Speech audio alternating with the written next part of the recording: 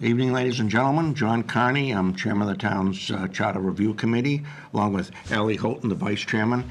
Also in the audience, our members here are Susan Wetmore, Eric Reed, and John DeTono. And we're here tonight, obviously, and appreciative of WCAT to give us an opportunity to discuss the actual articles that are going to be presented in the November town meeting. Explain the articles to you. For the public who do come, there are copies of the articles in the back of the room, but we will be showing them on the screen. And this is the actual wording that will be in the articles, so we'll spend some time discussing that. A lot of the articles are not that substantive. There are some that are decisions that we thought were best made by the town meeting, our legislative body. And some of them are going to get more discussion than others. And so right now we'll go through the process. Allie is going to be taking questions through our Facebook page. So if you look us up on Facebook, she will take questions that way. There's also on our website a telephone number that has been advertised, and you can call in here to the studio. We can take questions that way, or we can take questions from the audience. Some of our members who couldn't be here tonight will be here later. Stacy Constance, I know, will be here later. Andy Bray, I'm sure, is going to be coming. Ann Santos was our town liaison to the town council, and everyone else is here.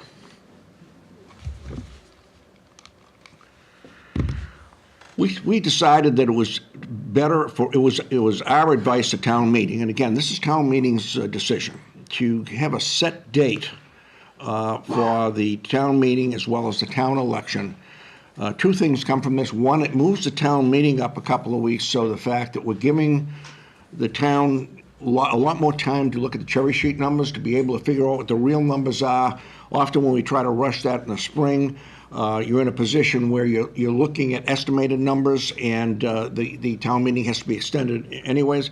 We also moved the town election to the second Tuesday in April, and we're trying to move it away from the school vacation periods where people will come right back from vacation, and the day after they're back and the kids are back in the school, they'd have to vote. It makes the process a little bit more difficult. And again, this could get some discussion at town meeting. There are folks who believe that this might be better off set in an article or a town bylaw. And that's what town meeting's for. That's what the legislative body is to do, is discuss these issues and decide best where this could be handled. What do you know this, Ellie? Sure. So the other article we looked at changing the 10 business days to 12 calendar days for the final vote and referendum petition, and require 5% signatures. So we're looking to change the signatures from right now, we are at 2% up to 5%. And this will probably also get a lot of discussion at town meeting. We are looking to propose that we're looking to propose that we change this to make it a little clearer as far as how many signatures are needed and how many days are required when you're looking for a referendum petition.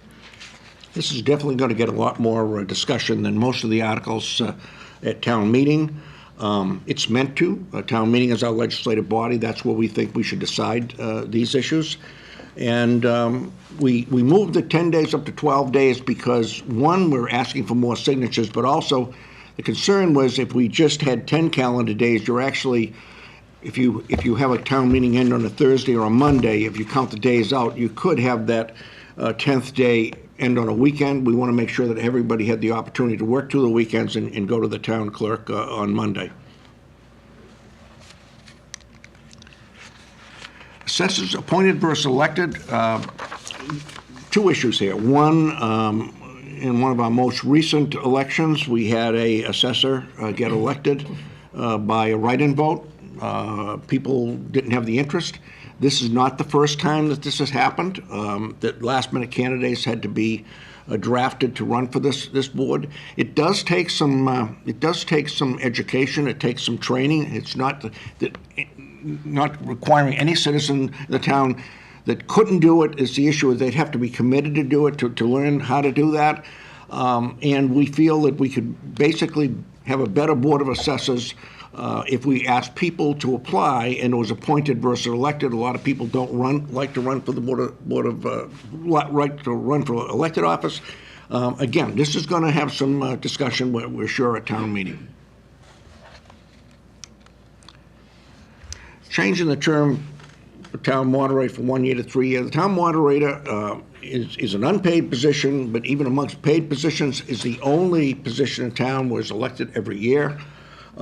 We found no reasonable purpose for that. We believe it goes back to the old days when the town meeting convened, and at the town meeting, the boards of selectmen were elected, as well as the town moderator, to run the town for the year.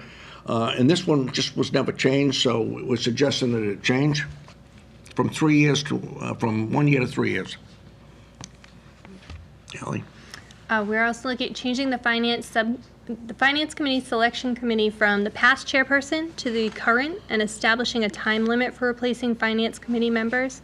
The reason we're looking at changing this is because the past chairperson, they may not be available, they may have moved, there's so many reasons that we're changing it for the past to the current. It just makes more sense. It makes it easier for the committee to work with the current instead of the past. That's really. Recognizing email as a form of notification. This is not eliminating written notification whatsoever. If a elected person or appointed person requires written notification, they will get it. But right now, the practice is to use email, so it allows it to be a recognized means of communication amongst boards. Changes reflect how the Board of Health currently operates. It's eliminating one section here, and I added down the bottom that fact because it sounded like when you eliminated C, what are we really doing? It's actually section 4.2C that kind of it dictates how the town administrator and the health agent work together. You got to realize now we have an agreement now with multiple towns on how this operation is working. So this brings it in conformance with how we operate in other sections of the town, other departments within the town. Ellie? And we're looking to change, to make changes to reflect the changes in state law relative to the housing authority. Just looking at state law and how it acts with the housing authority, there needed to be some changes made there. And this basically, working with the Library Board of Trustees, basically this makes it what it really does. They don't have clerical staff, and so we just corrected the language to reflect that. And we're making the change to reflect that the Recreation Department does not report to the Public Works. Again, this is just language that changed. Right now, quite frankly, the way the town council and the town administrator work with the superintendent and the school committee, they give them more time because it's pretty difficult to get, just as it is for the regular town budgets, it's pretty difficult to get the school department budget together on a short notice. So basically, they're giving them more time to present the school budget to the town council. And this is a list of minor grammatical changes were made from word changes to capitalization. I kind of broke it down here where it's basically deleting the semicolon in the first sentence, replacing it with a comma. In the last sentence of section 29D, insert the word be before the word compiled. And this section here is something that Tom suggested we rewrite. He didn't like the wording of it. It doesn't change anything, and if anybody has any questions regarding it, the town council is here to answer them. And again, a list of further grammatical changes. And we tried to limit this, as most people are aware, this has to go on a ballot if it passes a town meeting and the town meeting approves them. And we're trying to keep this kind of language a little bit limited. So in the future, we've asked the town council basically to look at a section a year, because there's been a recognition that the charter is not that well-written, and there's a lot of language changes we could make. But those language changes really wouldn't change anything. It's just make it a little bit more easier to understand. So that's where we are now.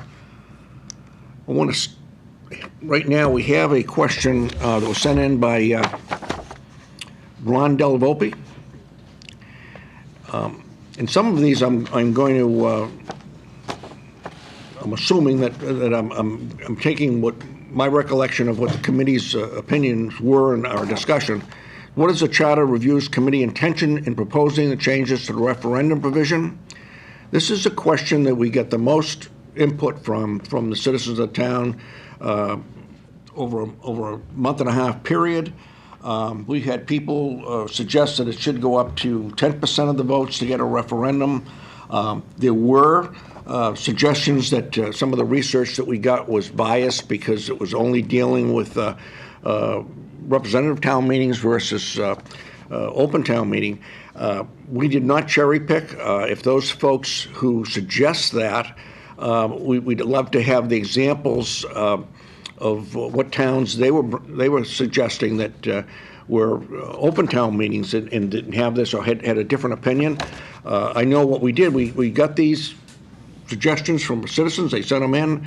I verified 90% of them, and I found another town, same similar situation, and yeah, who was Andy Bray had found another town. Again, I looked at a lot of towns, and I couldn't find an open town meeting that had this kind of a comparison in it. So we didn't cherry pick. But if someone's suggesting we cherry pick, that must mean that they have an idea of where we missed a town, and we'd love to hear that town. We'd love the public to know about it, and we certainly show that on our website. Why did the CRC fail to compare Wakefield to other towns with open town meeting? I was answering that ahead of time. Please describe the prior issues and outcomes from the referendum has been used in Wakefield. I'm not that familiar with them. People have brought up some good examples where recently we had the issue with the public safety building.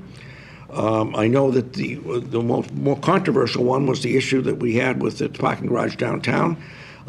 Those are some of the examples. I don't think from a committee standpoint we were taking it from that vantage point. We just felt when we looked at all of the other communities, less than 1% was not enough for a signatures required for an override. And we didn't go to 10%, we went to 5%. We thought that was a reasonable approach. It's up to town meeting. We're not dictating here. Town meeting has to approve this, and then it has to be approved on a referendum question. Any questions? Any further questions? So we'll wait and see if we get something from the on phone, or the phone line is open. Do we have that telephone number? I can announce it. I don't have that with me.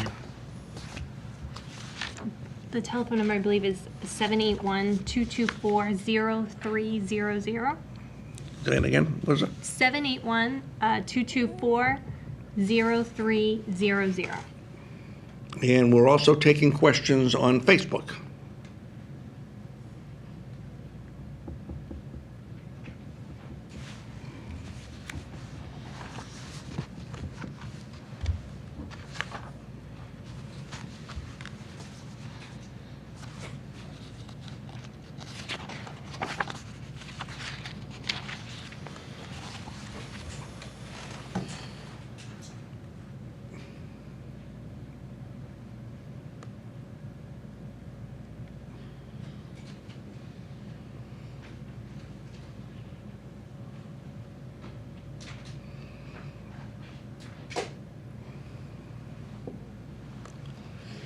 I don't know how long we should wait.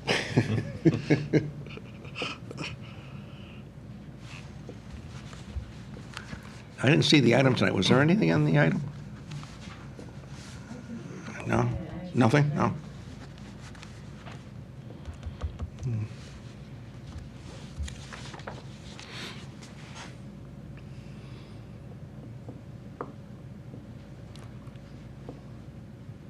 So we have a question on the WCAT page. What would happen if a moderator does not fulfill their term of 3 years? I think what's happened in the past, there's been replacements, but Tom, do you recall how that was handled? Well, with respect to any given town meeting, you would, the meeting could elect a temporary town moderator. Okay. Yeah.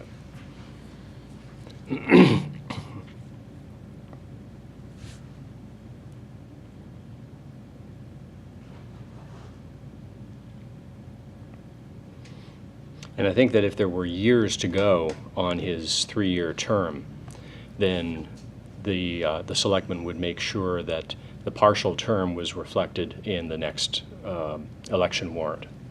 For a 1 or 2 year term, not a 1 or 3 year 2 year term. term, Well, right. actually, it never had been the issue because it's always been a 1 year now. Right. That's yeah.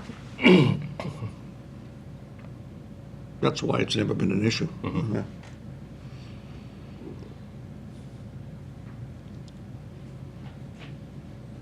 And of course, I shouldn't say selectmen.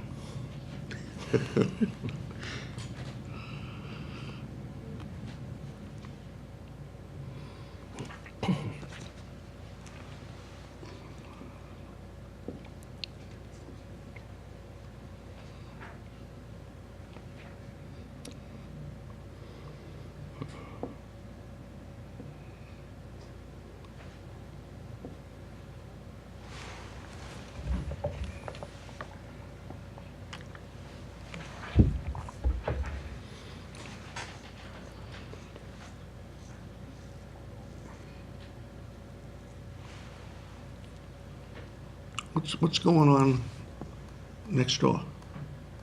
It's Woodville. Hmm? It's over the Woodville. Woodville? Back to school night. Back to school night? Is it back to school? Yeah. I think so. A lot of cows out there.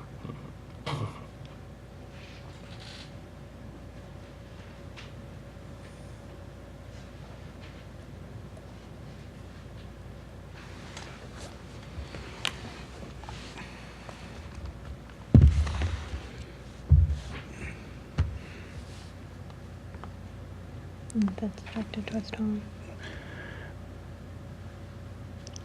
Got a message from John Murray thanking us for what we do. Daniel Lieber, is there a change of terminology to town barrister? No, there is not.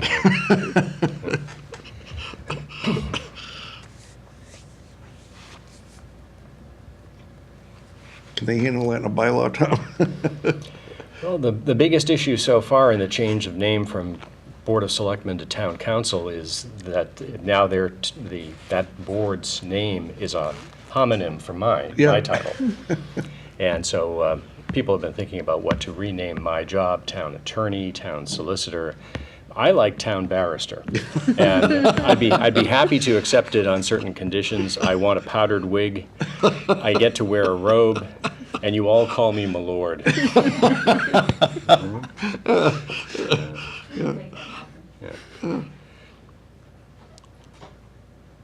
We didn't know we had that much power.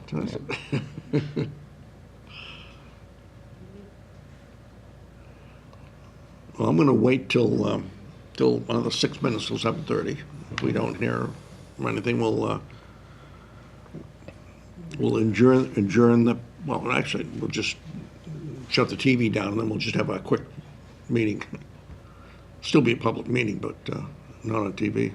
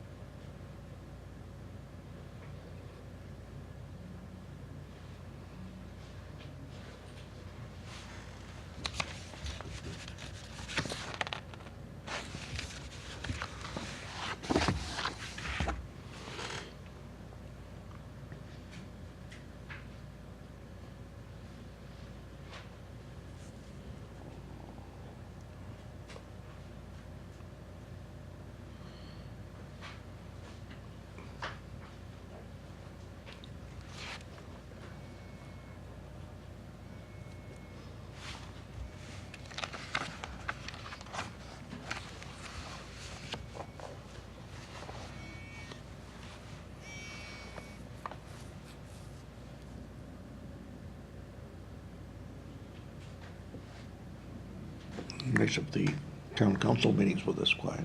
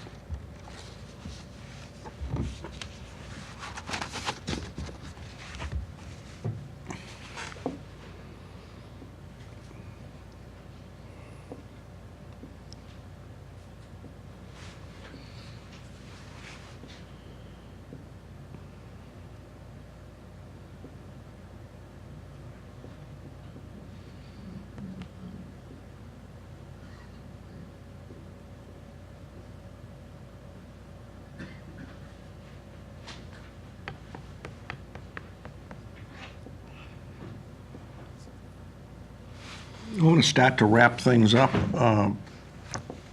We made a commitment to the town council that we would have a question and answer section on our website.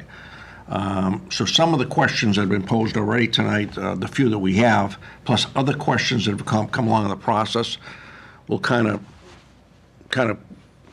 craft one as we go along, and if more questions come up and people have input, the town website will still have our email address, and at that address, both Ally and I receive the emails, and we pass them on to the committee.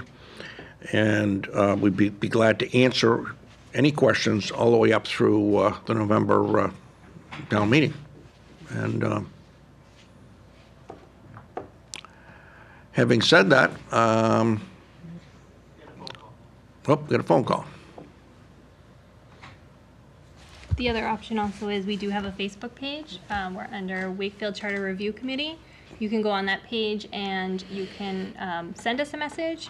You can comment on the page. There's links there to all the articles that we're proposing. There's links to our town page as well.